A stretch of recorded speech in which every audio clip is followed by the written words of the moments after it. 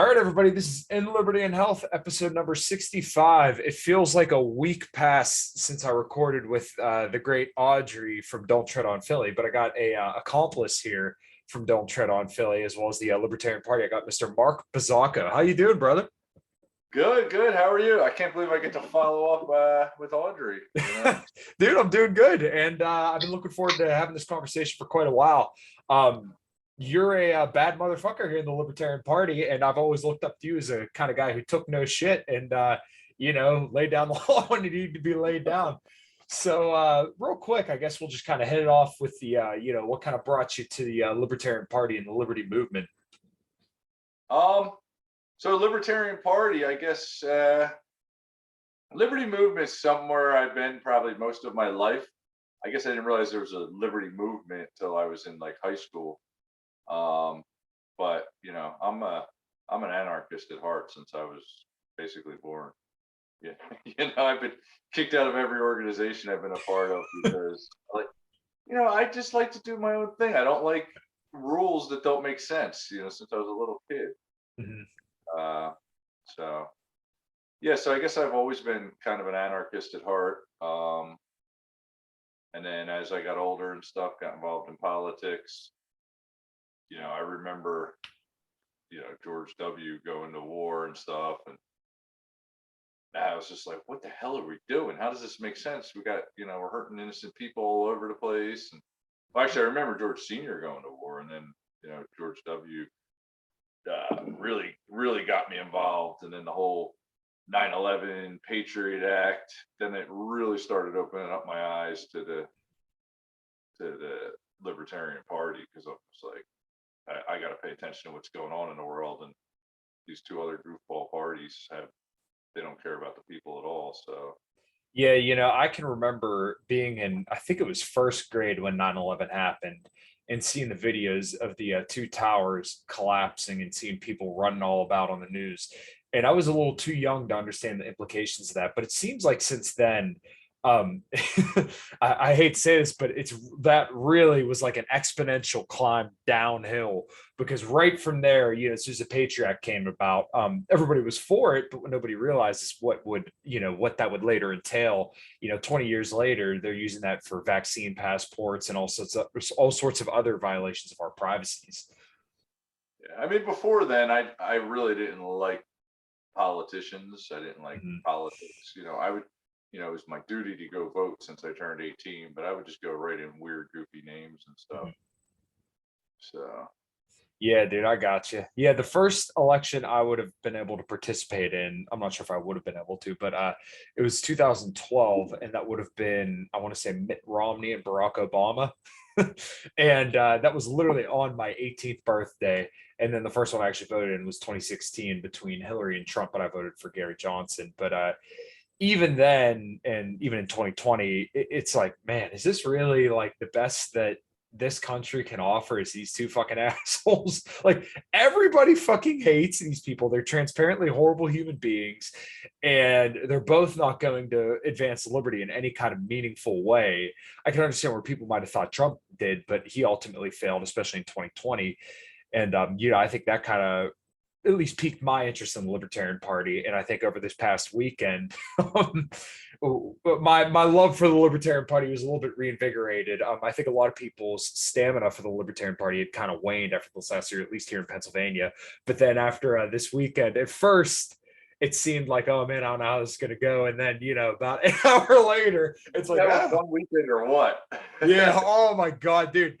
I kept thinking, like, from the time we got there and went to lunch, and by the time we came back, it felt like two completely separate days, just because like the battling that went on. So Well, got I mean, not that I wanted to say we enjoyed our victory, but like we had a pretty significant, like we put a lot of work into that victory. absolutely. I mean, it was 10 months of, I mean, we put a lot of work into leading up into the convention last year Mhm. that we kind of built off the backs of this year. But man, the organizers of the caucus and stuff, I mean, I guess we should let people know what we're talking about here. So, Yeah. what's today? Today's Monday following the Libertarian Party of Pennsylvania State Convention. And me and Kyle are both Mises Caucus guys. We just rolled in there and just stomped on everybody. I mean, it wasn't even, I mean, people were leaving by lunchtime on the first day, crying, literally leaving crying. Yeah, there were people in the lobby. I remember walking out to go to lunch, and there were people crying.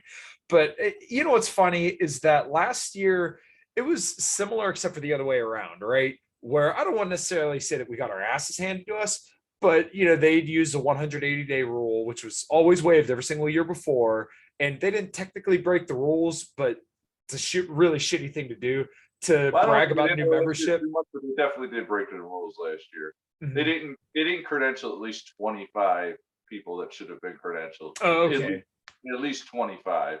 And Right. then they set the precedent of bringing out of state people, and there Mhm. was at least 20 out of state people voting. So Right. if you take away those out of state people and you take away the 25 people that weren't credentialed, last year's convention would have been totally different too. Mhm. Which is fine. They did their thing, and they spent a year trying to attack us and trash us and say we're evil and we want to destroy the party and everything else. But guess what? Here we are, and we're about to show these people what we're capable of. Right. And you know what? I do have to give credit to some of the people that weren't particularly fond of the Mises Caucus that kind of stuck around. Some of them may not have been in absolutely good faith, but I think there are some people who kind of stuck around out of the willingness to I had work. some really good conversations with people that Mhm. believed the lies and thought we were here with bad intentions. And they came, I've been in this party for 7 years, maybe 8 years. I've built a lot of good relationships. A lot of the people that are active now, I've watched come into the party and have welcomed into the party. Not all of them supported what we've been doing for the last couple of years. I mean, a lot of them openly opposed it. But I got to say, we know who the ones are that weren't in this for the party and who were, because some people left there. Like, first of all, go back to last year. We lost last year. We got our butts kicked last year. Mhm. We stayed the whole entire weekend. We voted on every single thing. We partied that Saturday night, even though we got smoked in all the officer elections and everything. We had a great party that Saturday night. Mhm. Go back up on Sunday, and we stuck the whole thing out through, and we came to the very next board meeting. We stuck it out for the whole year. Mhm. These people, I mean, the amount of people that quit in the last week, like last 4 or 5 days, is just crazy. Like, I'm quitting. No, I didn't win. I didn't get my way. I'm done. And they Oh, just and there was fraud, right? That's the number. That's the other thing that you keep seeing all over social media is that they're saying, no, there was fraud. It was illegal. fight, and there was fraud, and there were buses, and So there's a couple interesting things with the fraud. Mhm. So there were, I don't want to name all the guys, but there's a bunch of guys from Maryland that support a lot of what goes on in Pennsylvania. They helped me a lot with my campaign. They were here last year as non-voting members. They came again this year. They were all credentialed to vote. About 8, maybe 9 of them were all credentialed to vote here. And they didn't vote in a single vote the whole entire weekend till it came up to change the bylaw. And we barely had enough votes in the room to pass that bylaw because we lost. We were like just at the 50% quorum threshold, and we needed 50% to pass that vote. And these out-of-staters who didn't vote on a single thing all weekend all stood up to vote to make sure they can never vote again in Pennsylvania. Yeah, so that's actually something really, really important that I wanted to hit on. I was going to put a little video out on Twitter to kind of put this out to everybody. Like, why don't these people who are so opposed to the Mises Caucus stop and think for a second? All these out-of-staters came in literally to remove their own right, or their own right by the bylaws to vote. Like, if you guys would just stop screaming and crying and just think about what was going on there, then you would find out, like, hey, maybe we're not that far apart. So Fucking the think. credentialing report says there was almost 80 out-of-state people out of the 339 people credentialed. I'd probably, if I had to guess, I'd say it was probably like 55 Mises, 25 non-Mises, maybe 60-20 or something. Yeah. But these people came and spent hundreds of dollars. They came and they paid for tickets, they paid for meals, they saw our speakers. That's what they were actually really here for, is to see the speakers and participate in the extracurricular stuff. And they raised a lot of money for the party by showing up here. And I mean, we should have actually been thanking them for being here. And I talked to a lot of them, and they're like, "Yeah, we're coming back next year." They know they can't vote, but they want to come back and support what we're doing here. Right. Yeah, Um, and that's huge. And like I said, it's so funny if they would literally just calm down for a couple seconds and think critically about this, like, hey, maybe our goals aren't that far apart. If you just talk to people on the other side and just screaming and calling them racist or say you're going to shoot them when you see the whites in their hoods, then these problems would evaporate. Yeah, you may not like the messaging, but hey, if you really have a problem with it, then do what we did. Don't take your ball and go home, stick around, work, out recruit us, and we can all work together. There's still room for everybody that left at the table, but we don't want you here if you're just going to cry, bitch, piss, and moan every single time things don't go your way. right. Well, the thing I've been saying all year too is there's only about maybe 10, 15 people in this state that actually hate the Mises Caucus. Mm-hmm. It happens to be they were the people that were in leadership. Right. Who didn't So show up to the convention. right, they're spreading this message of hatred and convincing people literally with lies about us, convincing them to hate us too, and fear that we're here to do something bad to the party. Mm-hmm. And they convinced their friends to run for office at that convention for all kinds of different things, statewide candidates, officers, everything else, and they just left them. They left them hanging. They were like, fuck you, you're not important to me. Right. When these people gave them all the support last year and all the support all the way through this year, they just left them hanging. Mm-hmm. They had chair candidates that were running, and all their friends, the chair candidates, people they thought they were friends, people they trusted for the last year, Right. walked out the door on them. Mm-hmm. Like, and they were going to lose anyway, but they didn't need to be embarrassed. Like, Mm-hmm. they didn't need to have their friends literally leave them hanging where they're only getting 45 votes when it should have been 70 votes or something, And it just, to me, if I was one of those people, I would be really hurt that because of this little personal grudge or this false hatred or whatever, you just left these people hanging that you asked it to step up and run for leadership positions. I thought that was, our chair didn't even want to come to the convention. Like, what is that? Yeah, exactly. Like you were responsible. Guilt trip thing too. Oh, people have been really mean to me, and I mean, the honorable thing to do is if she didn't want to chair the meeting, dogs in the room. Doesn't that always happen? Yeah, mine's Uh, sleeping right there. but yeah, even if she didn't want to chair it, she should have came and supported her friends and just said, "Hey, look, there's a lot going on, and I don't feel like I'm in the right frame mind to chair this. I'm going to hand the gavel off." That's the professional way to handle it. But to put out some weird statement about how people are just too mean to her that she can't show her face, Mm-hmm. I Yeah, don't know. I read that. It's the type of character she's expressed all year. Yeah, and it was a very passive aggressive kind of message that was put out to membership when you say something like that, like, oh, I'm not going to, learn how to play this personal politics, so I'm not going to be there. Like you're literally saying you're not going to participate in exactly what you're doing. And All year they were saying they're being attacked by us and we're abusive, and there's none of that. There's literally none of that. I've been accused of abuse, libel, slander, all kinds of stuff by literally asking questions. Mhm. I just ask questions and people are like, "Stop attacking me." I'm like, it's a freaking question, man. And like, if anybody endured any like honest legal libel in this party this year, it was me. Mhm. I mean, our executive director puts out an email to our entire membership base full of lies about me, saying I have malicious intent for the party, and everything else. It was textbook libel. Doesn't even sign his name on it. Writes it's from the LPPA, and not one single. Well, actually, one officer responded to me about it. Of course, that we all know Bonnie. Mhm. So Bonnie's my girlfriend, so she responded, but I wasn't going to accept her response. I wasn't going to put her in the middle of it. Right. So I didn't ask her who wrote the email, but I'm asking the leadership of the party who authorized this email about me. They refuse to respond to my emails and stuff. So It's a they haven't really talked to me since, except in a board meeting. But then, I bring to the board like something needs to be done about this.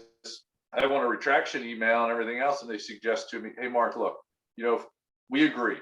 This was complete bullshit. Should have never happened. I mean, this is the board, not our leadership. Mhm. But Mark, please don't force us to do this because it's going to make the party look bad. And I'm As like, yeah, I don't want to make the party look bad. So let's move past this. Can we all have an agreement that this isn't going to happen again? We'll put some policy manuals changes in place to ensure that it doesn't continue to happen.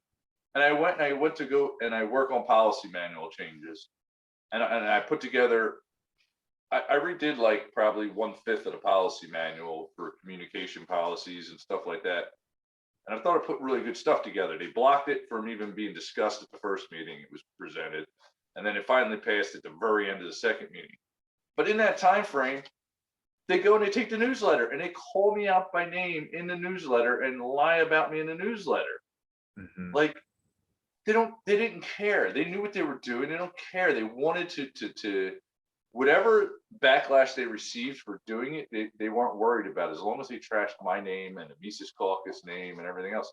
But it didn't work. All it did was fuel our people. It actually pushed a lot of people to our side because all these little dishonest steps that they took, one at a time, people were realizing, hey, wait, this is total lie and bullshit. When I question them on it, they get mad at me, Mhm. and they spent the whole year trying to convince people of their lies, and one at a time, all their lies fell apart. And, there was a lot of people at that convention.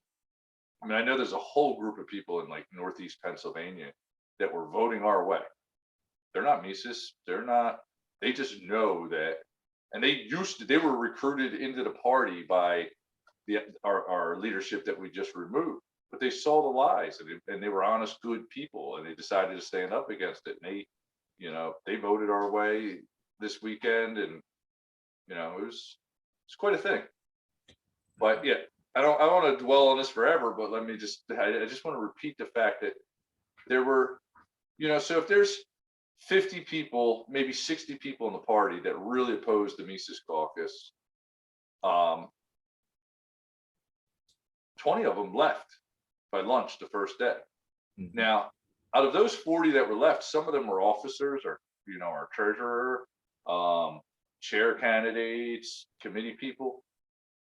I give them a lot of credit because their friends left them and they lived like, our treasurer could have really screwed us over by leaving. And she, despite some of the disagreements I've had with her all year, she stuck it out. She collected the money. She handed out the receipts. She was at every event.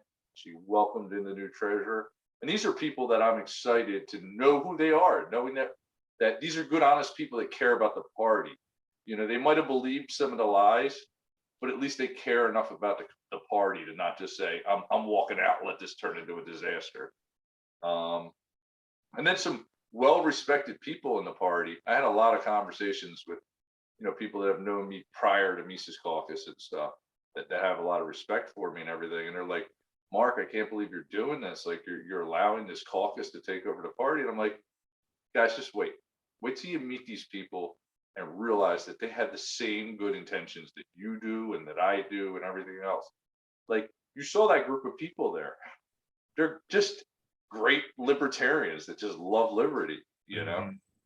They were brought into the party because they believe the messaging of the caucus, and then all of a sudden they come into the party and are hated because what they believe, and the people they align with the most are just all of a sudden evil, even though they see it with their own eyes that we're not evil people. So one thing I know I'm talking a lot, but one thing I really like to say Good. about the caucus, and I don't know nationally what goes on with the caucus. I'm just an Mhm. exclusive PA guy, but I know that we recruited 400 new members into the party in 10 months. I know that we have a signal chat with over 300 people in it that is literally 1,500 plus messages a day. And that chat is, to me, symbolizes what the Mises Caucus is in Pennsylvania. The only conversations in that chat you see are discussing some kind of liberty philosophy event, something. I mean, you're in it, Mhm. but there's tons of disagreements, but never arguments. Yep. I think one person in the last year has been removed out of that group chat. And we're literally talking 1,500 messages a day, and one person was removed out of that chat. And they should never been put in. They were just a troll that somehow infiltrated the chat, and they were in there for like a day, starting a bunch of trouble, and then got removed. Yep, I But recall. but yeah, other than that, nobody's ever been removed. And like, there's been people that have come into the caucus, and then they get like attacked by the other side, and then they push back, and then they go a little bit too far. And then people in the caucus are like, yo, man, you went over the line. And they're like, oh my God, I did. I'm sorry. I got caught up in the bullshit. I'm sorry. And they like immediately apologize to us and stuff. So, these are like real kind, caring people in this movement. And it's so much fun to be a part of it. And I've been telling Bonnie, my girlfriend, that I'm going to be stepping back from a lot of stuff because I'm trying to get my house ready to sell, and I'm buying another property. I got a lot of personal stuff I got to deal with. But I'm like, but I'm not stepping back till after the convention. I want to see my friends. I need to see this fight through for my friends. I need to see them have what they deserve to be able to participate in the party the way they all want to, Right. like Yep. two people I'm really excited for are Laura and Matt. Mhm.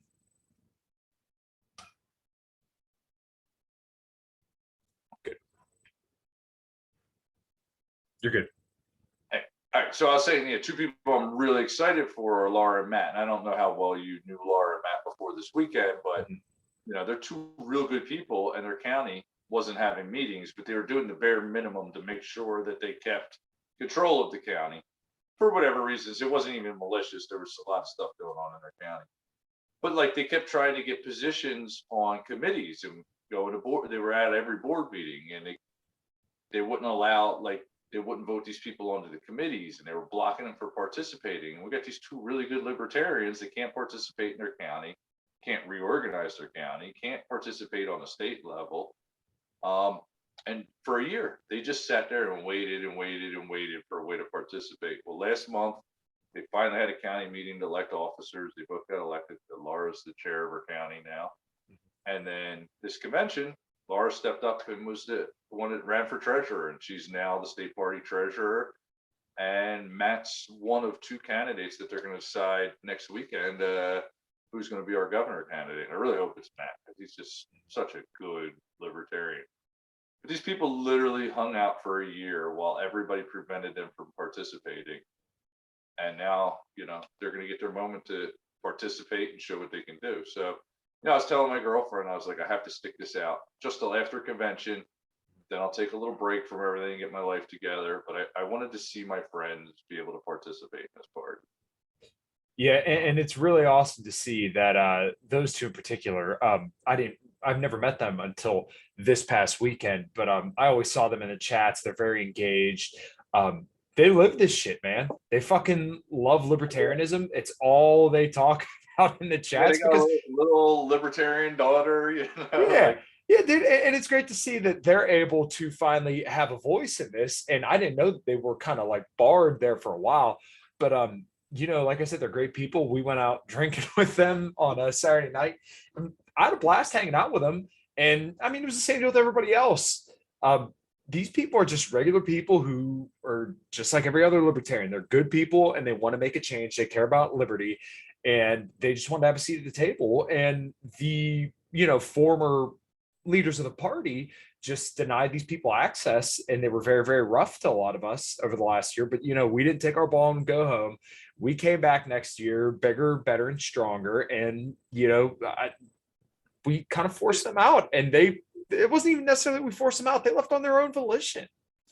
it's beyond crazy. I can go on forever about the stories, but like, my girlfriend was the chair of Lackawanna. And when we were together and stuff, she'd be like, I just can't get anybody to come out to my meetings. I'm emailing everybody on the list. I try to call people, but nobody really seems to care. And I'm like, oh, hold on, let me get the Lackawanna Mises list, and we'll throw a group together, and we'll see if these people want to show up. And boom, there's 5 really good, hardworking people in a small county that all stepped up to participate in our county, and they're doing good stuff. They had a little anti-war rally a month ago. They opened up bank accounts. They're on Twitter. They're building this county committee. They're talking about ways to recruit new people. But the cool part is, so my girlfriend's not Mises technically, but we all went out to dinner at the convention, the whole group of us, and man, I think we sat there eating dinner for a couple hours because we were just having a blast talking and having fun, and there was nobody's like, oh, they're in the caucus, they're not in the caucus, and it's the people that can see past that, they benefit from what the caucus is doing.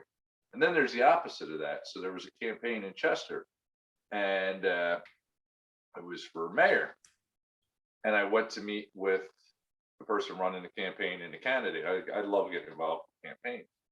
And they're like, yeah, I was like, how many people do you have working the polls for you on election day? And they're like, not enough. We got like 4 or 5 or 6 or whatever. I'm like, oh, well, there's a lot of Mises members in your county. I could probably organize 8 to 10 Mises people to work your polls. I'll train everybody. I'll get everything set up for you. And the campaign manager, who was the chair of the county, was like, oh, no, Mises, we don't want that involved in this campaign. I was like, what? Like, you don't want 8 to 10 libertarians that want to get your candidate elected in this campaign? Right. And the person that was the candidate, she didn't really know what Mises was or wasn't or anything else. So, she was kind of like, okay, I guess I'll trust this guy that I know over some, guy that's supposed to be really good at elections. So, nobody showed up for it. Funny story, same guy, chair of that county.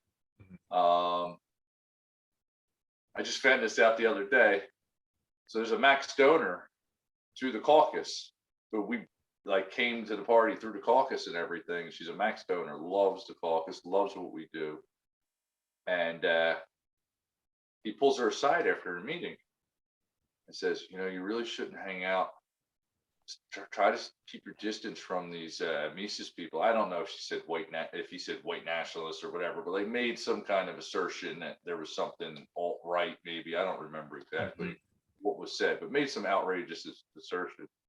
She just laughed at him. She's like, yo, I'm here because of the Mises Caucus, Right. But literally, we have county chairs saying don't associate with these people. So yeah, dude. I'm going to just go on forever, so you don't get to talk to that. Oh, dude, you're good. No, the other thing that just cracked me up is Greg. Greg was their hero that was going to run for chair, Like, the biggest caucus haters were calling my girlfriend and other people don't support Rob for chair. You have to support Greg Deal for chair. Greg Deal didn't know that Rob was running, and they're really good friends. And Greg, Greg's a great dude. Greg, Mises Caucus, Pragmatic Caucus, works with everybody, but he really aligns with the Mises Caucus and is good friends with everybody in the caucus. So these people are that hate the caucus are pushing him as he's the God sent for chair and everything else. And then Greg was like, I hate to tell you guys, but I'm Mises. I'm not running against Rob. I'll run for a secretary. Boom. They all hated him. They were just whipping votes like crazy for him for chair. And then they found out it was Mises. And next thing you know, he was the enemy. And they got to run a candidate against him for secretary. It's that's how asinine these people, they don't judge you on who you are. They judge you on who you affiliate with, and I think another funny thing is there was all this drama about out-of-state voters going into this convention. It was going to make a difference who showed up.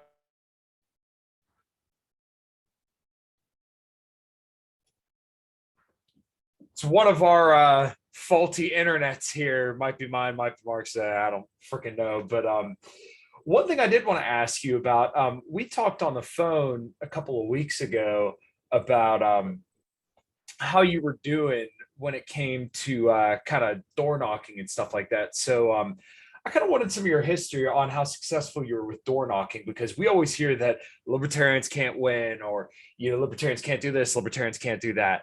But when we had talked on the phone, you're over in what county again? Montgomery County, right Montgomery outside of County. Okay. Yeah, I believe you said you knocked around Philadelphia and obviously Montgomery County, and you actually got like a significant amount of people kind of a little bit more active. So can you just kind of elaborate your activism history and like what kind of turnout you were able to get? Yeah, so this was my first serious campaign. I put my name on the ballot a couple times, but this was my first real serious campaign, and I was, I had the time for it and everything. And this is during the pandemic, so it was extremely hard to get on the ballot. Everything's locked down. People aren't leaving their house and everything. So I had to get like 680 signatures or something to get on the ballot. And they started really late too. I remember having I was reading old text messages or something or old emails, and I had like 147 signatures with 10 days to go. So I needed to get to 680 plus cushion or something. I don't know the exact numbers, but I needed a shit ton of signatures in 10 days. And I just called people up from everywhere, and we just hit the town, and we were just, 10 of us at a time door knocking for 10 hours a day just to get the signatures to get me on the ballot. And I was real close to the point where I could be challenged, but I had like a 90% validity rate or something, which is the only thing that kept me on the ballot. They couldn't challenge me. So then we get into the campaign, and it's now getting close to the end of August or middle of August, and I'm finding out I'm on the ballot.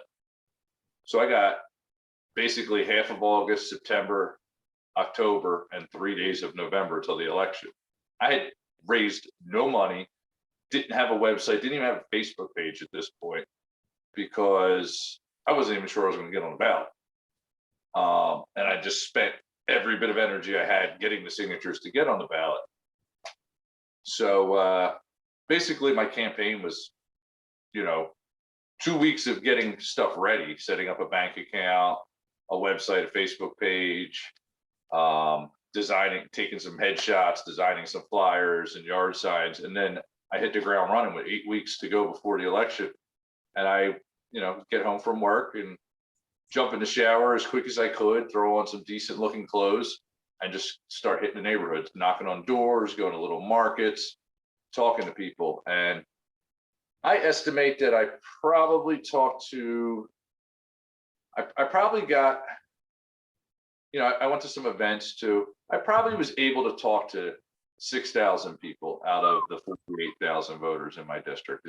Was my best guess. I was trying to kind of find some metrics to keep track of this, but I was nuts about it. Like all day Saturday, all day Sunday, I was out finding people to talk to. I was talking to people at night. I was talking to people all day and door knocking literally till 8:30, 9 o'clock at night till it was like pitch black. And I'm like, all right, it's kind of weird knocking on people's doors now. Then I would go over to the basketball courts, and there'd be 20 people playing basketball, and I would get them registered to vote, get them to vote for me, and I wasn't there like, oh, got to vote for me or this. My favorite, I loved going to the basketball courts, because here you got like group of 20, 30 kids. I'm like, yeah, I just need your guys' attention for 5 minutes. And they'd be like, oh, whatever, no. I'm like, all right, see Jimmy over there? If I dunk on Jimmy, will you guys all give me 5 minutes? And they'd be like, yeah. I'm like, oh, that sucks because I can't dunk. But now that I got your attention, And I would tell them, I'm like, are you guys registered to vote? And they're like, no, we don't vote. That's stupid. And I'm like, no, you guys are all wrong. You got to tell the other parties to go fuck themselves. And they're like, what? We could do that? And I'm like, yeah, when you don't vote, people are like, oh, this guy must just support what I'm doing because he didn't come out to protest me. So I explained to them that there's tons of different political parties. They could start their own political party, and they can all go write their friend's name in for president or state rep or whatever. I signed up tons of people to vote. I don't even know what party they signed up for. I gave them the app on the phone, but that was one of my little ways of reaching people when it got dark. And it really paid off, because I remember being at the polls on election day, and people would be like, yo, I don't remember your name, but I'm here because of you. This is the first time I'm voting because of you. It was a lot of fun and rewarding.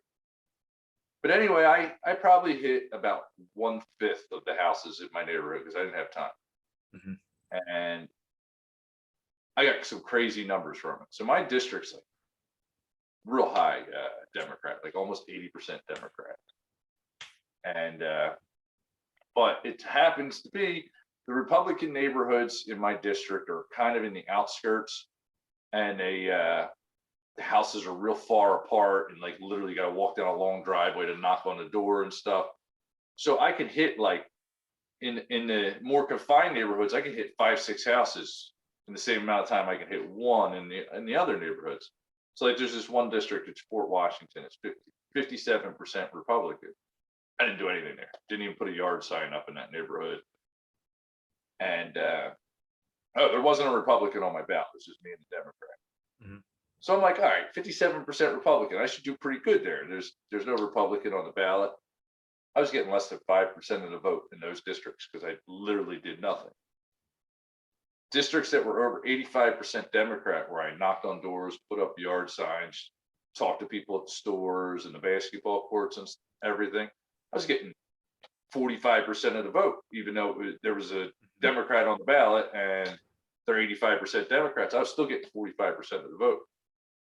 People I was talking to, they, were so happy I stopped by and just wanted to talk to them. And then I was a real everyday person. They didn't care what party I was with.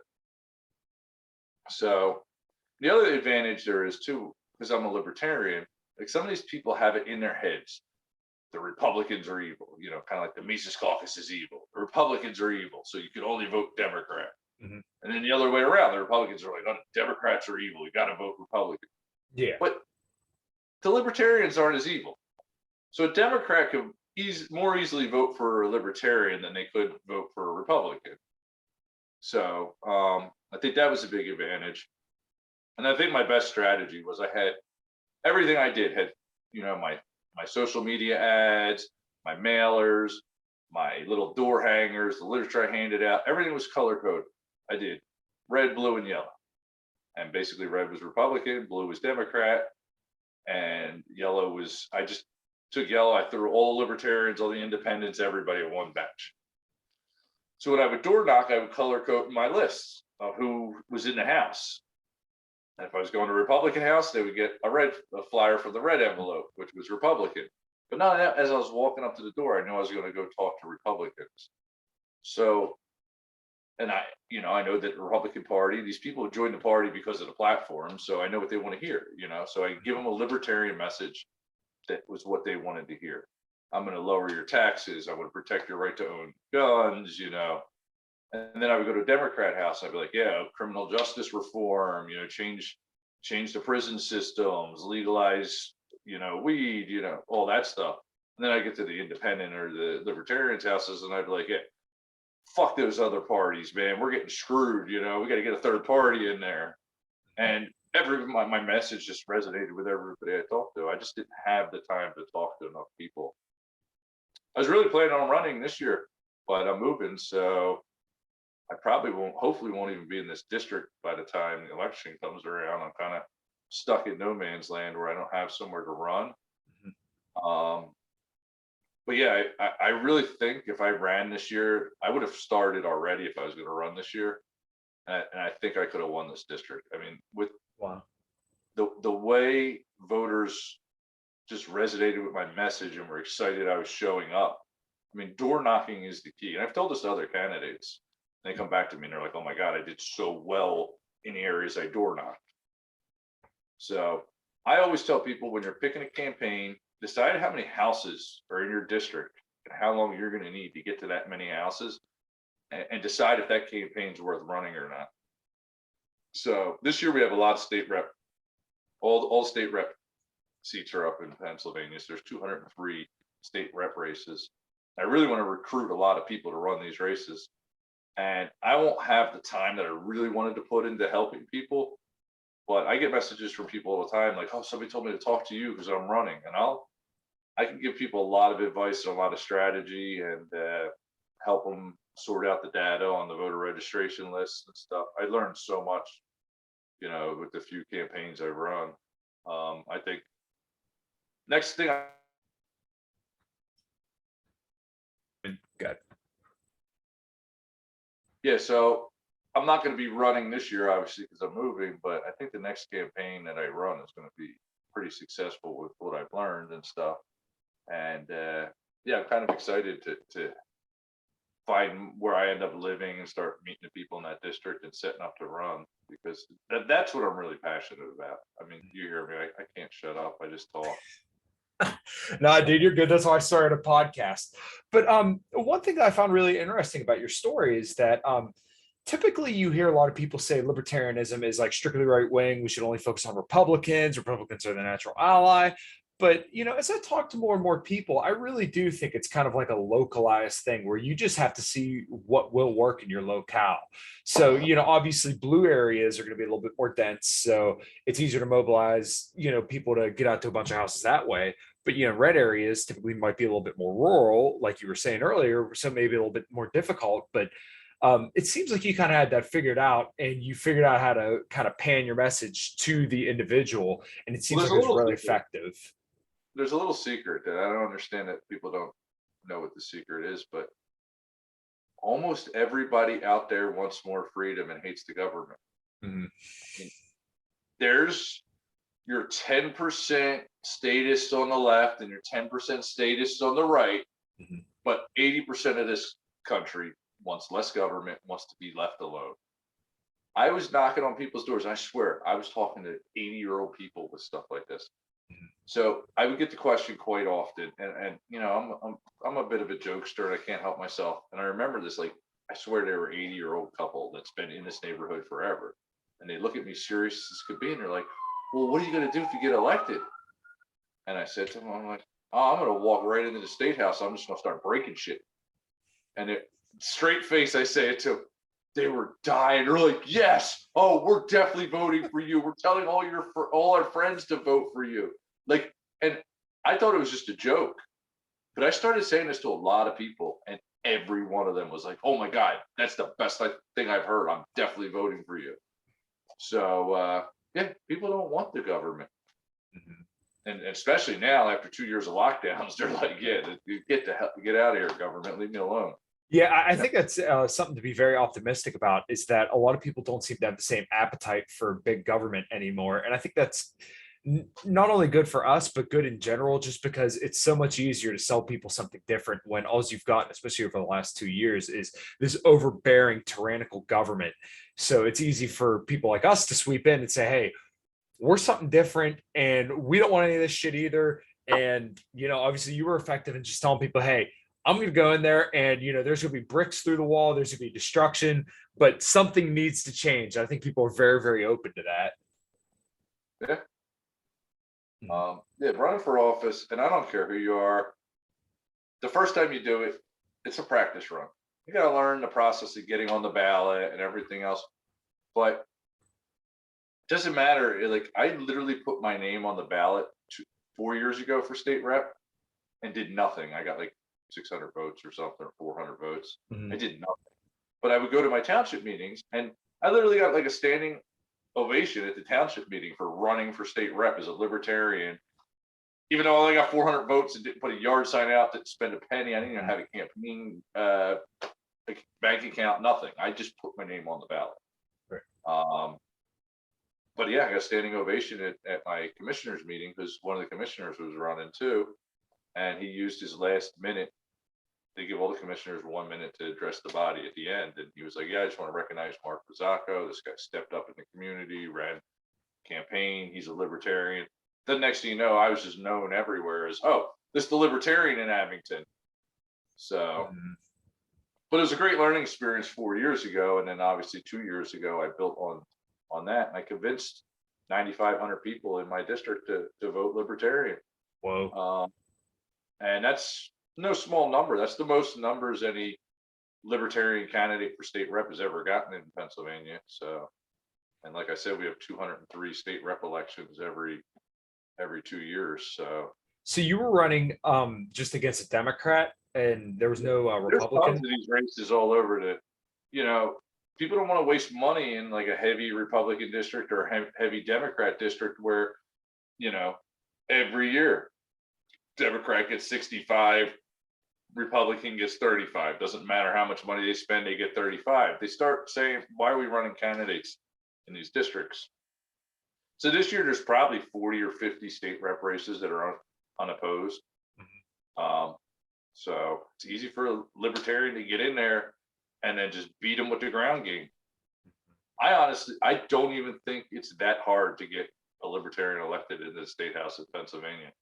And I really wish I wasn't moving and doing all this stuff, because I was really going to put a push towards that this year. And I mean, I'll help anybody that wants to help, but I was going to do a whole training program and step by step. This is what you need to do this week. This is what you need to do this week program with a whole group of people. But I just don't have the time for it. Right. A lot of people kind of poo-poo this Bolton maneuver, but it's kind of changed the way I look at libertarians getting elected, because we have a couple of mayors here in Pennsylvania, and there's a lot of people elected like small offices, but we don't know that. I'm the one that is accused of absolutely hating the Bolton maneuver because I voted against it in a board meeting. Yeah. And as chair, supposedly I was quoted as saying that I opposed the Bolton maneuver, which is absolute nonsense. I'm in the same county with Chuck, and I've been friends with Chuck since I've gotten into this party. But cool little bit of history. In my township, Abington Township, I believe it was in 1997. It might have been 1993. I'm so bad with remembering these things. It was actually the Miles maneuver, and this guy O.B. Miles came up with this idea that, hey, there's all these uncontested races. Let's find people and get them in these uncontested races. And in my township alone in Abington, they elected 13 libertarians. Now, they did something different. They elected 13 libertarians, and they sent out press releases everywhere. So it was a big deal that there were 13 elected libertarians. Our state party went and elected, I don't know, 147 or whatever the number was this year, and didn't even get a press release out. They used that as a bragging thing, like, oh, we got it, for their little inner circles and stuff, but they didn't actually do anything productive with it. Now, we got 147 elected libertarians. The idea is to stay in contact with these people and have them build a name in their community and then have them run for something bigger. But yeah, as you were saying, there's a few mayors in small towns. There's a few city councils. They could really affect policy and stuff. And we also had some good mayor wins in contested races that beat incumbents and stuff. Yeah. I know Nathan Job, who's literally just a couple minutes away from me. He was, I want to say, 10 votes away from beating an incumbent for like 20 years, which that's insane for his first race. And that's why I really push back on a lot of people, because there's so many of these paleo libertarians and post libertarians kind of coming up saying that you have to run GOP, the LP is useless. But like I said, I think that's really changing. And I think Pennsylvania is kind of setting the pace for this. Right. Well, my problem with the whole Mises Caucus doesn't support this Bolton maneuver thing, which is just absolute nonsense. Because I know that 3 people got everybody on the ballot in my county, and they were all Mises. It was actually me, Michael Heiss, and Joseph Van Wagner. Mm-hmm. Joe forced us to get every one of our candidates on the ballot. We were out for every night for a week to get them on the ballot. So it's a lie that we oppose this. They want to use the fact that I voted against it, and I voted against it basically out of spite, because it's pretty funny. It was a second board call since the convention, and we're on Zoom. And somebody that's not even supposed to be responsible for our Zoom call kept muting me. And you'd put your hand up to speak, and you get in line to speak, and the chair would recognize him down in order. And every time I'd look, my hand would be down. And I was like, I know I put it up, and he'd put my hand down again. So every time I put my hand up, he'd put my hand down, and my microphone's muted, so I can't even interrupt to say, hey, I want to speak on this motion. And they called a question, and I was angry. I was like, yo, you're going to call the question? I actually had a suggestion that we don't have to spend $15,000. We can have county affiliates, and Monco would be willing to do this and stuff. And there's ways we could raise more money.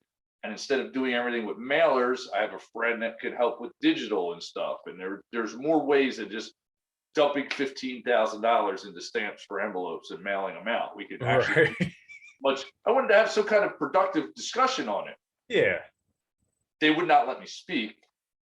So when it got my turn to vote, I was like, yeah, you guys didn't want me to speak on this. I guess I'll vote against it. I'm the M county. So there's like 15, 17 counties that vote before me. They all voted yes. my no vote made no difference whatsoever. They all know this. The thing passed like 32 to 1 or 32 to 2 or something. You know, my vote meant nothing. It was just a protest that they wouldn't let me speak on it. Right. And they knew it.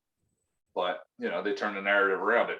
Mark opposes the Molt maneuver, and Mises Caucus opposes the Molt maneuver. And, you know, anything they could twist some way, they were twisting for the last year. But now they got nothing to twist. Mhm. Now they're going to see the results of what, you know, you saw the candidates that Mises Caucus put forward, like Rob Coburn and Greg Deal and Yep. Bill Cox. I mean, these are highly intelligent, hardworking people that really want to see good things for this state party. Why are people opposed to this? Right. I And don't know how much time we got left, but I got to get a couple plugs in here. yeah, dude, go ahead. Yeah, you're good to wrap. You got, I guess, yeah. Tell everybody where they can find you. Where they I can don't care support you in the about future. me. I got my disobey the local nutter shirt on that I'm sporting here. So second best podcast out there, you know, in Liberty and Health, definitely the best. But Porcupine with Adam Nutter, I love that show. Yeah. So I had to represent his shirt. And then I got this cool hat, Butler Brew Works hat. That's one of our guys out in Butler County. There's a little brewery out there. Paid $100 for this hat at the convention. So better be the most fucking comfortable hat you ever wore in your life. yeah, well, it did come with a couple 6-packs and the money went. Okay, all right. No, I can dig it. I can dig it. Party, and I got a cool hat. So fucking right. Well, yeah, what else we got going on? Anything else that we need to cover? I mean, there's a million things out there to cover if you wanted, but I don't even know what our timer looks like. It's 8, so you know we'll call it here. Yeah, dude, I'll have you back on. I know I told you I wanted to have you and a couple other select MC folks on, and we could shoot the shit. We'll have to set that up sometime soon. Right. Well, I didn't even get to talk this episode. So next episode, I'll let you talk a little bit, and then we definitely got to get into 3 things that me and you are both have in common, and that's kind of why I wanted to get on. We just got totally derailed for an hour, but oh, dude, the floor is always open. Health, music, and you know, blue collar shit. So, right, man. Yeah, well, like I said, the floor is always open. You mentioned on your show, and that's what, you know, got me excited to be on. And then I just went on a 1 hour Mises Caucus convention tangent, which is kind of understood considering what just went down this weekend. Exactly, dude. Yeah, and you know, what's funny is Adam Nutter was trying to get me on his show, him and Jacob Winograd, so we can kind of cover the convention stuff. But I think this kind of gets a little bit of it. Probably later on the week we might shoot that. I don't know what the hell's going on, but you know, I guess the stories from that weekend where you could fill up months worth of stuff. I mean, whether it's actual convention business or the extracurriculars, you know, there was a lot of crazy stuff going on. But anyway, yeah, it was a lot of fun being on. For sure, dude. Yeah, you're welcome on anytime, and we'll definitely set something up again sometime soon, dude. All right, I appreciate it. Cool. All right, everybody, take care.